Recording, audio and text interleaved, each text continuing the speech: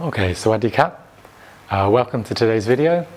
Today I'm going to talk a little bit about one of the most essential pieces of climbing equipment, which is the climbing harness.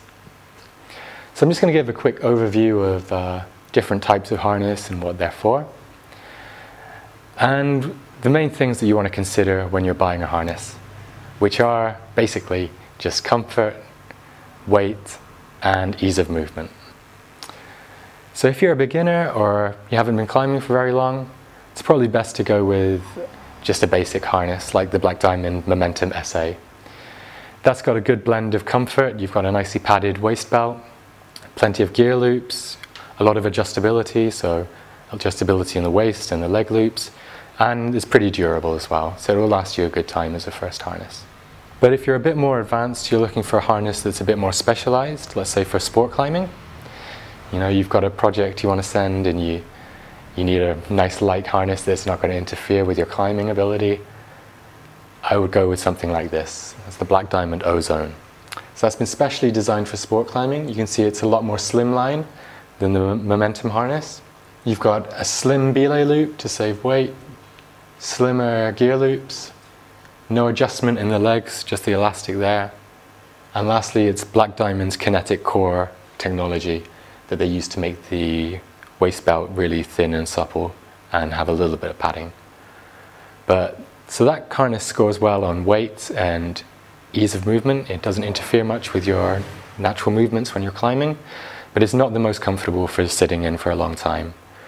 So if you wanted to climb long routes, multi-pitch routes, or alpine routes, I would recommend something more like these harnesses here. So this is the Black Diamond Lotus harness. You can see here that it's got fully adjustable leg loops. That's because it's designed for ice and alpine climbing. So if you're wearing thick trousers, salopettes, something like that, you can get the harness on and off without having to take them off as well. You've got bigger gear loops, a moderate amount of padding in the hips, so that it can be used as an all-round harness as well. And you've got some abrasion-resistant patches here on the harness so that your gear doesn't rub on it too much. And lastly, I'm just going to show you a multi-pitch trad climbing harness. It's the Black Diamond Kaos here. It's actually similar in construction to the Ozone sport climbing harness that I showed you before, but it's just beefed up a little bit to handle the extra rigors of hard multi-pitch climbing. For example, Tommy Caldwell and Kevin Jorgensen use this harness when they're making attempts on the nose on El Cap. Now this harness just has a thicker waist loop for better comfort, a thicker belay loop for more durability, and again the abrasion resistant patches for holding your gear.